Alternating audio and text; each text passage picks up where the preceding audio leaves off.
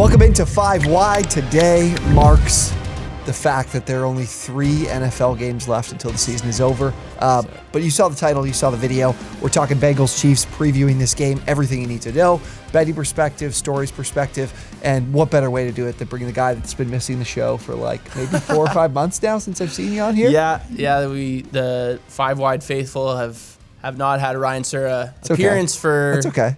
Yeah, since August. You know that if you're a fan of the brand, you'd see me on the cherry picking and all the other stuff we do.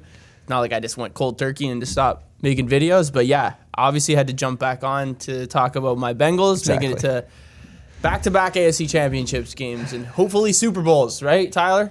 I know, yeah. It seems like a lot of people think that. I mean, the Bengals are now 2.5-point favorites over at BetFred. The Chiefs plus 120 on the money line. Totals down to 46.5. If you guys haven't signed up at BetFred yet, go do that. That link is down below. You're going to get, if you sign up, deposit $50, bet $50, $111 in free bets, and then another $1,000 for your first 4 weeks. If you're betting, you're not winning every bet you make. Yeah. So if any bet you lose within your first month, you're going to get up to $200 back a week in free bets. Again, 50% of your losses, that is up to $200 a week. So link to sign up is down below. Let's start Bengals offensively. Mm-hmm. Everybody's betting them. I'm seeing like 77% of bets on the Bengals. People like the over 2 at 46.5, even though it has come down. The Bengals were like a 1-point dog on Sunday when these odds dropped. I'm looking at Jonah Williams and Alex Kappa as guys that could potentially. Do you think there's a chance they play? I don't know. I don't think Jonah Williams will play, and if that's the case, I don't see Kappa coming back. Like Williams' injury did not look good at all for any guy that's that big. Like it just doesn't. I heard he played through that. He's played through that injury before. What because it was dislocated knee like that, and I don't even know if it's the same knee that he had his ACL on like before when he got drafted back in Alabama. But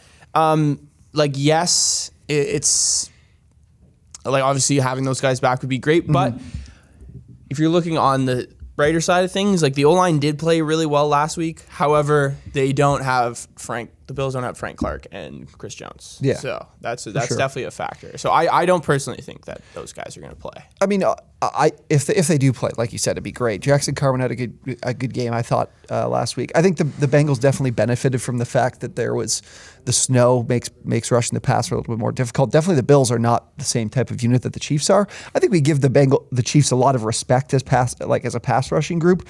But I mean, they're middle of the pack in pressure rate. They did get after the quarterback, like in terms of sack rate and converting those pressures. They did a good job. But I mean, the Bengals offensively, what they do is play at a shotgun, short dropbacks. Yeah. Don't even give that many opportunities for the opposing team to be able to generate pressure. I think we'll see that probably again on Sunday. That's the way that they're going to be able to limit that biggest weakness of their offense. 1,000%. And Joe Burrow's favorite target, Jamar Chase, like he breaks out of his routes really quickly, and you have a pretty in-depth package of short routes for Joe Burrow to have as his check down. And then they didn't try too many deep balls like in that Bills game. Like obviously the weather was different than it probably will be in Kansas City. Like no snow maybe, but probably just as cold it'll be. But I wonder. We've seen success though of Jamar and Joe over the top against this Chiefs team. But at this point, you'd think that this Chiefs team would learn and probably have like 2 of their safeties like back there, like Justin Reed and maybe Thornhill, whoever it might be back there. I think so. I was looking at the Bills game, and I'm watching it with like a big group of friends, and there's a bunch of them that are Bills fans because we live pretty close to Buffalo, that are like, oh, we just need one. We just need one big play. We just need one big play.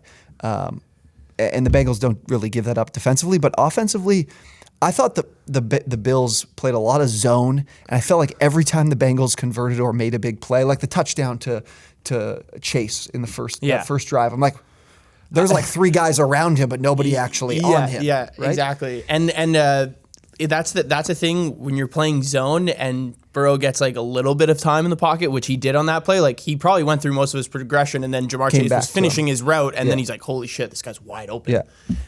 So if that happens on Sunday, I wonder, but I don't see him having as much time in the pocket. I feel like there's definitely going to be some pressures dialed up that will be a little bit trickier for this O-line to hold. Definitely inexperienced. And then again, like Frank Clark, What's crazy because I heard this on a show earlier this week. I think he's like 3 sacks away or 4 sacks away from being the all-time playoff sack leader, just because the Chiefs have been in the playoffs. Played so many much. years. So I think Jones being able to generate pressure at the middle, like up the middle, could definitely be something that like really disturbs the offense.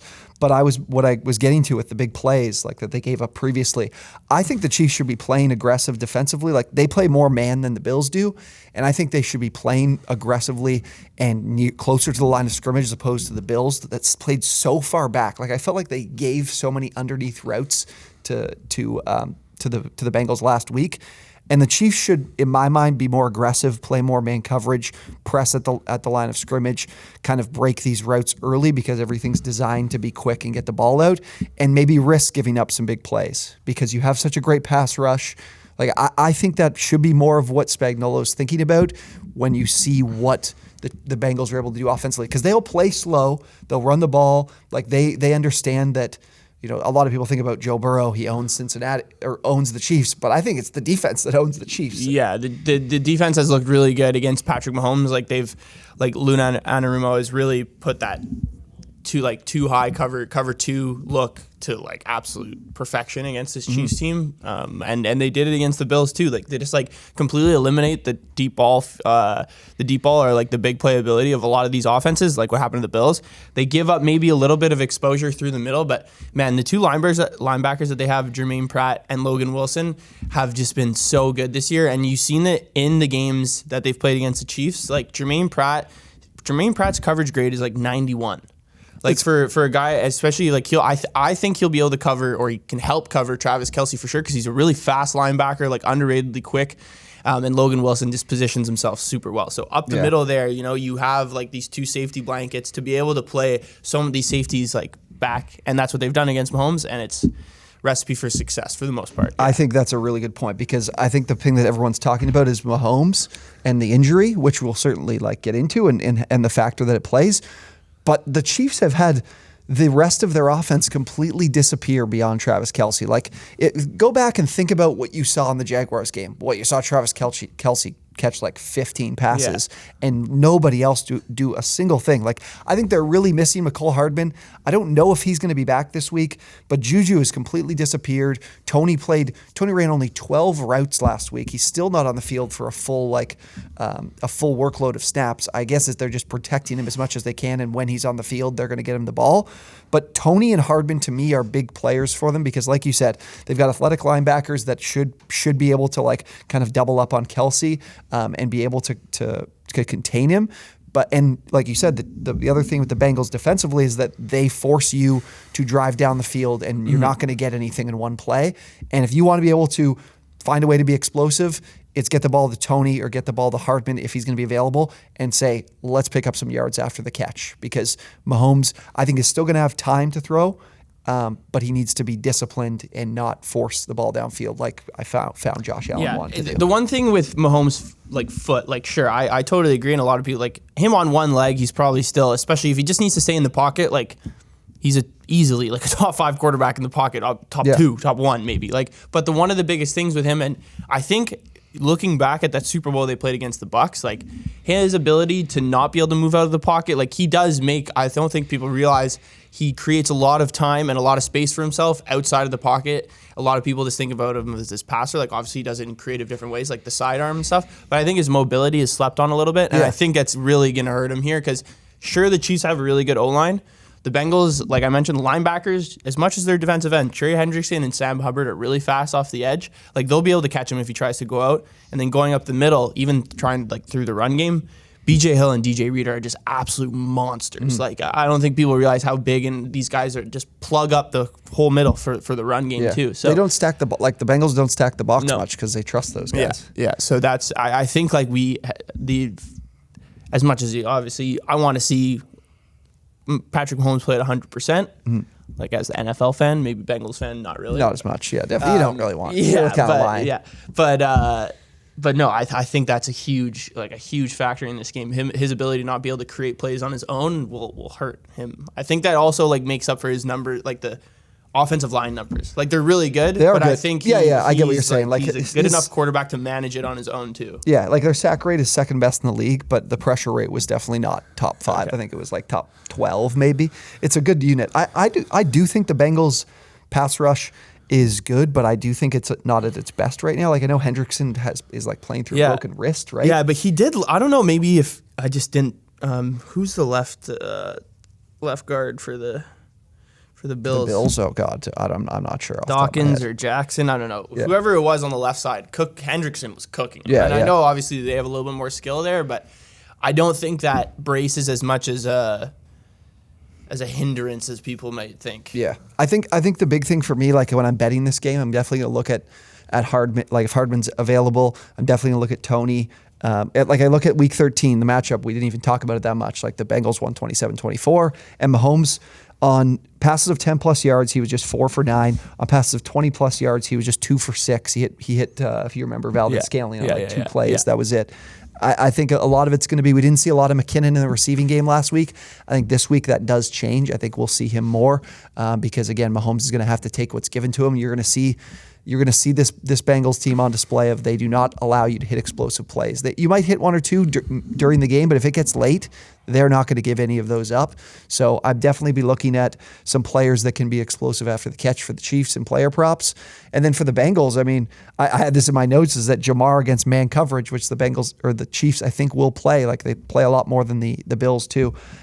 He's third in yards per out run. He's got 5 touchdowns, 426 yards, and he missed 4 games this year too. So Chase is someone I'm definitely targeting too. So what do you think about this game? I know I'm asking you as a Bengals fan, but like if you're gonna bet on the game, like the line movement and like people are like, oh shit, that's a lot of line movement. Like yeah, it is, but like if you're a Bengals fan, like it's the money's there, but the line's moving right there with it. So like you can't be like too scared of that. Yeah. In my opinion, if anything, it's a good thing. Either the sports books are just following their money, or Patrick Mahomes' injury is actually that bad, and they're starting to figure it out and starting to realize like how much money they would starting to lose on the Bengals if that is the case. Yeah. But that aside, I do think at this point, like the Bengals are playing better football than the Chiefs, and they have a better like just roster altogether. I think they have a better secondary, even with Chidobe Awuzie out. Like you mentioned, Jamar Chase's numbers against man coverage. He's also just cooked this team the last 2 years, pretty much every time he's played 90+ yards them. In their Week 13 too. Yeah, 90+ yards in Week 13. Last year, like Week 17 or whatever it was, he went off for like 250+ and 3 touchdowns. Last year in the playoffs, he had like 50 yards, but he still scored. Like, other than L'Jarius Sneed, I don't see any of these guys being able to cover any of our receivers one-on-one, especially if it's Jalen Watson on T. Higgins or Jamar Chase. Like, Joe Burrow is going to eat up that matchup. So I just think there's too many matchup like discrepancies when you're looking at our offense compared to the Chiefs' defense. And then on the other side of the ball, like, you've mentioned it all year this year, and even the Jaguars game showed it even further. Travis Kelce is his only option that he's really gone back to like week after week consistently. Like he's always had Tyreek, but now, you know, you have MVS who's like all over the place. Juju is pretty much like such a disappointment this year. We had huge hopes for him for fantasy. We thought he was going to be that guy, which he has been in years past. This wasn't the case. And even with, like I mentioned, Awuzie out, there's young guys that are really starting to pick it up. Like this Cam Britt-Taylor kid out of Nebraska that we drafted this year is so good. He's a hard-hitting corner. He never misses tackles.